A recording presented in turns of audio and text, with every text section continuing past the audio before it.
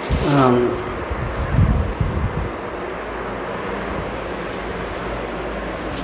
Hello, good afternoon, everyone. As you know, my name is Anil Borna, and today we will talk about class 11 physics. First, physical world and measurement. Chapter first, physical world. Okay.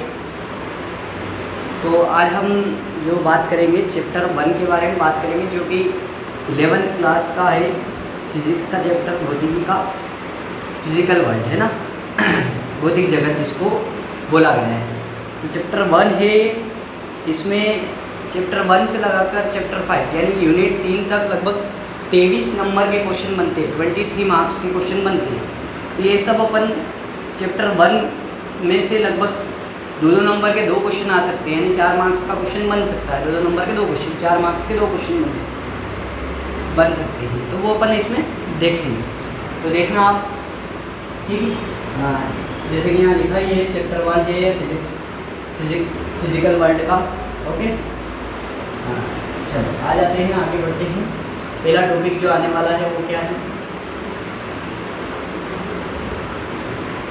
चलो देखिए आप। Chapter 1 है physical world. पहला जो question आता है 1.1 में, वो आता है what is science. What is science, science क्या है ना। साइंस पढ़ते ही हैं तो, और साइंस के बाद अपन जैसे अपन सब्जेक्ट चूज़ करते हैं, उस टाइम साइंस चूज़ करते हैं, तो साइंस में अपन को पता चलता है कि मैथ्स और बायोलॉजी 2 सब्जेक्ट बनते हैं। फिर अपन अगर मैथ्स लेंगे तो उसमें भौतिकी आएगी, बायोलॉजी लेंगे तो उसमें भी भौतिकी आएगी। तो ऐसे साइंस की यहाँ पर डेफिनेशन दे रखी है, वो अपन देख सकते हैं। पहला है व्हाट इज साइंस, 1.1 में ही मिल जाएगा आपको, विज्ञान क्या है ना। तो the word science comes from a Latin verb scientia with means to know. एक वर्ड है जो कि लैटिन शब्द है, उससे लिया गया है, जो अपना साइंस वर्ड है। ओके, साइटिया से लिया गया है, जिसका मतलब क्या होता है, टू नो, यानी कि जानना, है ना। Third, science another word for knowledge. और एक दूसरा मीनिंग भी अगर अपन ये देख पाएंगे इसका, तो वो है नॉलेज, ज्ञान, है ना। संस्कृत वर्ड विज्ञान, संस्कृत ये जो विज्ञान अपन बोलते हैं, संस्कृत वर्ड विज्ञान, है ना।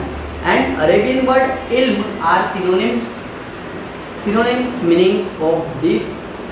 मतलब ये जो इल्म है, या अपन विज्ञान बोल रहे हैं, या साइटिया बोल रहे हैं, या साइंस बोल रहे हैं, ये सब क्या है, एक दूसरे के सिनोनिम्स है। तो साइंस की डेफिनेशन आप इस तरीके से लिख पाओगे, व्हाट इज साइंस, तो साइंस बता पाओगे, ठीक है। Meaning of this both word is organised knowledge. इन दोनों मीनिंग का मतलब ही क्या होता है, नॉलेज को ऑर्गेनाइज करना। ओके, ये था आपके 1.1। इसके बाद आ जाते हैं अपन नेक्स्ट पर। नेक्स्ट है आपका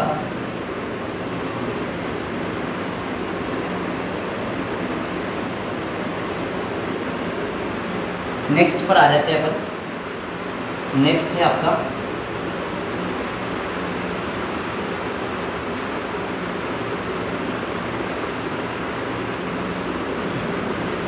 ब्रांचेस ऑफ साइंस। क्या लिख रखा है, ब्रांचेस ऑफ साइंस।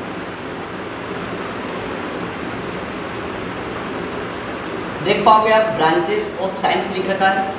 इसमें क्या है, पहला जो आपके दे रखा है फिजिकल साइंस, क्या दे रखा है, फिजिकल साइंस, और दूसरा क्या दे रखा है, बायोलॉजिकल साइंस। तो 2 टाइप की यहाँ पे ब्रांच बताई गई है साइंस की। पहला है physical science, the science which deal with non living things. ऐसा साइंस जो नॉन लिविंग थिंग्स के साथ कोई एक्टिविटी करके बताता है। साइंस विद डील मतलब नॉन लिविंग थिंग के साथ अगर करेंगे तो उसको क्या बोलेंगे अपन, physical science. For example physics, chemistry, geography, ये सब अपन पढ़ते हैं नॉन लिविंग के लिए। लेकिन अभी मैंने बताया आपको कि अपन जब सब्जेक्ट चूज करते हैं तो उसमें होता है ना, तो बायोलॉजिकल साइंस भी होती है। बायोलॉजिकल साइंस में the science which deal with living thing are called biological science. For example botany, zoology. तो ये 2 शाखाएं हो गई आपकी, एक होगी मैथ्स की और एक होगी बायोलॉजी की। ओके, चलो आगे देखते हैं।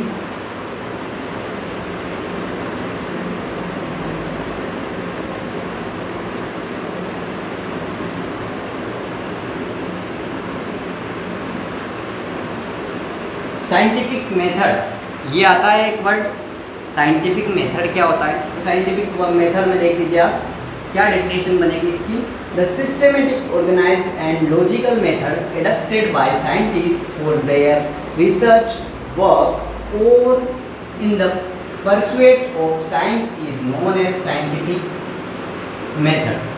साइंटिफिक मेथड उस मेथड को कहा गया है जिसमें साइंस जो एक सिस्टमेटिक वे में यूज होती है। Systematic organised and logical method, बहुत ही मतलब तार्किक और लॉजिकल मेथड ये है। एंड एडप्टेड बाय साइंटिस्ट, मतलब साइंटिस्ट इसको यूज़ करते हैं क्या के लिए, उनकी रिसर्च वर्क के लिए, ठीक है। इन the pursuit of science is not, और जो साइंस में यूज़ की जाती है, ठीक है। इसकी मेन स्टेप्स क्या है, उसको साइंटिफिक मेथड बोलेंगे, वैज्ञानिक विधि है ना। और इसकी मेन मेथड क्या है, फर्स्ट पॉइंट देख लीजिए आप, main step of scientific methods are as follows. Systematic observation, पहला क्या होगा, वो पूरी तरीके से उसका सिस्टमेटिक ऑब्जर्वेशन करेंगे कि हो क्या रहा है आखिर, ठीक है। उसके बाद वो क्या करते हैं, फॉर्मुलेशन ऑफ हाइपोथेसिस, मतलब कल्पनाएं करते हैं उनके, मतलब फॉर्मूले में उनकी कल्पनाएं बताते हैं कि प्रिडिक्ट करते हैं कि क्या होगा आगे, अगर ऐसा करेंगे तो क्या होगा। फिर उनको टेस्ट करते, जो कल्पनाएं उन्होंने की, जो विकल्पनाएं उन्होंने की, उसको क्या करते हैं, वो टेस्ट करते हैं। टेस्टिंग ऑफ हाइपोथेसिस, जो उनकी जो उन्होंने कल्पना बताई है कि अगर ऐसा करेंगे तो ऐसा हो सकता है, तो उसको वो क्या करते हैं, टेस्ट करते हैं। उसके बाद लास्ट उसमें फिर वो उसकी थ्योरी को ऐड करते हैं, फाइनल थ्योरी को ऐड करते हैं, ठीक है। इसके बाद आगे आ जाइए आप।